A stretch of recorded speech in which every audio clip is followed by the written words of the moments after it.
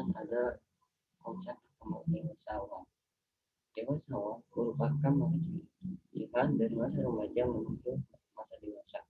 Peran dari ketergantungan ke masa mandiri baik dari ekonomi, kebebasan, membebaskan diri, dan pandangan masa lebih realistis. Secara hukum, seorang dapat dikatakan sebagai orang dewasa awal saat memilih usia 21 sampai usia 21 tahun,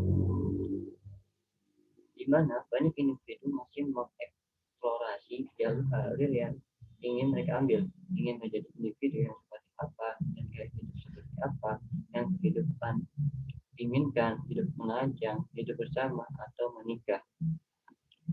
Adapun tugas perkembangan orang dewasa awal menurut R.J. Habib Burj pada tahun 1953 dalam Purwok 1996 sebagai berikut. Pertama, memilih teman. Kedua, belajar hidup bersama suami istri. Yang ketiga, belajar hidup dalam keluarga atau hidup berkeluarga. Yang keempat, dituntut adanya kesamaan cara serta paham. Dan yang terakhir ada mengelola rumah tangga. Ciri perkembangan dewasa awal. Menurut Dr. Kartini Kartono dan Jenny Andari mengemukakan ciri-ciri kedewasaan sebagai berikut: menerima diri sendiri, menerima orang lain, menerima kritik, dan ada memiliki rasa humoris. Perubahan perkembangan secara positif. Elizabeth B. Hollow mengungkapkan bahwa puncak perkembangan intelektual atau kekuatan respon seseorang terjadi pada usia 20-25 tahun. Pada usia ini, umumnya seseorang berada dalam tahap belajar di perguruan tinggi. Setelah itu, kemampuan intelektual sedikit demi sedikit mengalami penurunan. Kemudian ada perubahan intelektual, kesadaran beragama. Pemikiran dan emosi usia dewasa awal sudah mulai stabil dan mantap. Dalam perkembangan dalam kehidupan beragama, mereka sudah mulai melibatkan diri dalam kegiatan-kegiatan keagamaan. Dengan pikirannya yang kritis, mereka sudah dapat membedakan antara agama sebagai ajaran dengan manusia sebagai penganutnya, di mana beberapa di antaranya ada yang soleh dan ada yang tidak. Kemudian ada perubahan perkembangan secara emosi. Emosi merupakan salah satu peristiwa psikologis yang mengandung ciri-ciri sebagai berikut. Pertama, lebih bersifat subjektif daripada peristiwa psikologis lainnya, seperti pengamatan dan berpikir. Yang kedua, bersifat fluktuatif. Yang terakhir, banyak bersangkut paut dengan peristiwa pengenalan panca indera. Kemudian perkembangan dewasa awal. Pengertian dewasa awal. Istilah adult berasal dari kata kinerja Latin, seperti juga istilah adolescent yang berarti tumbuh menjadi kedewasaan.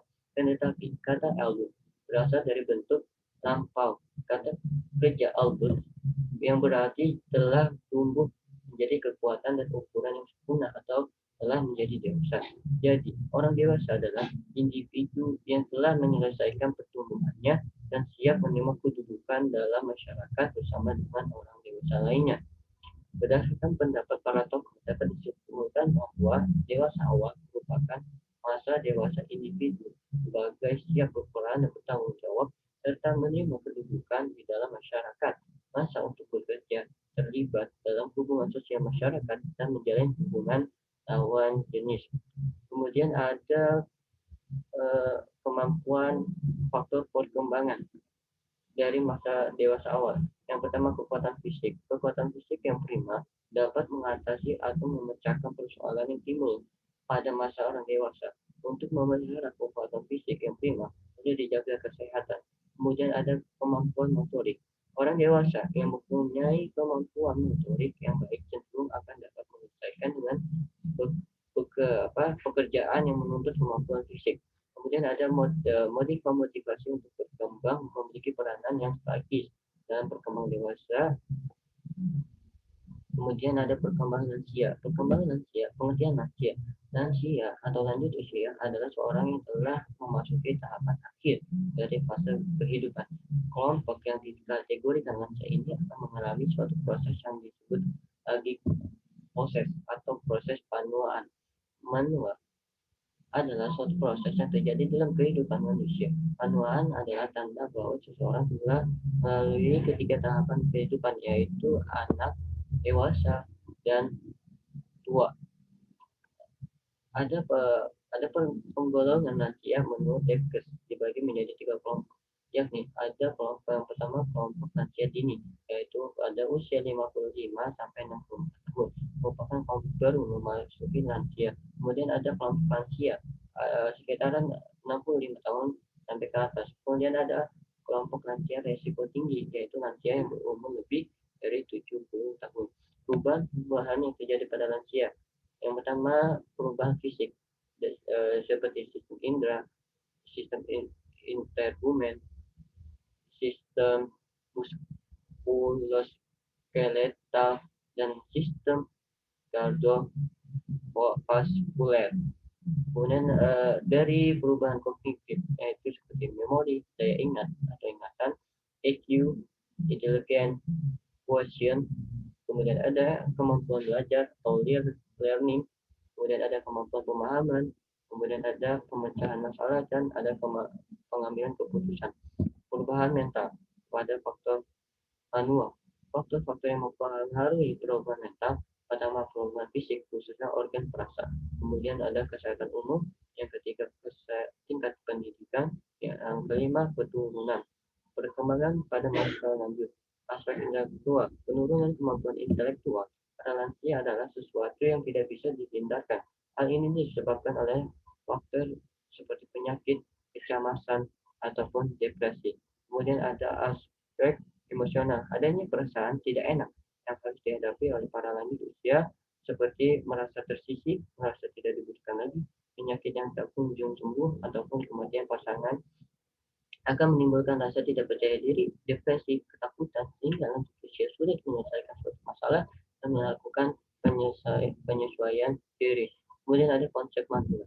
Pengertian lanjut usia adalah seseorang yang telah memasuki tahapan akhir dari fase kehidupan. Kelompok yang dikategorikan lansia ini akan mengalami suatu proses yang disebut proses panuan. Proses panuan adalah siklus kehidupan yang ditandai dengan tahapan-tahapan menurunnya berbagai fungsi organ tubuh, yang ditandai dengan semakin rentannya tubuh terhadap berbagai serangan penyakit yang dapat menyebabkan kematian, misalnya pada sistem kardiovaskuler dan pembuluh darah, napasan, pencernaan, endokrin, dan lain sebagainya. Kemudian ada beberapa faktor mempengaruhi psikologis pada lansia, antara lain pertama penurunan kondisi fisik. Semakin tua seseorang maka semakin jelas pula perubahan fisik yang terlihat, misalnya energi yang berkurang, kulit semakin keriput, gigi yang mulai rontok, ataupun tulang yang semakin rapuh. Kemudian penurunan fungsi seksualitas penurunan fungsi seksualitas berhubungan dengan gangguan fisik seperti gangguan jantung, gangguan metabolisme seperti diabetes, mellitus, vaginitis, kekurangan gizi yang dikarenakan permasalahan pencernaan yang menyebabkan turunnya nafsu makan. Kemudian yang terakhir, bagi pria fase lanjut usia ditandai dengan memasuki fase klimakterium, sedangkan wanita ditandai dengan fase menopause yang berdampak pada ketidakseimbangan biologis yang mengakibatkan terganggunya keseimbangan emosi seperti stres dan depresi.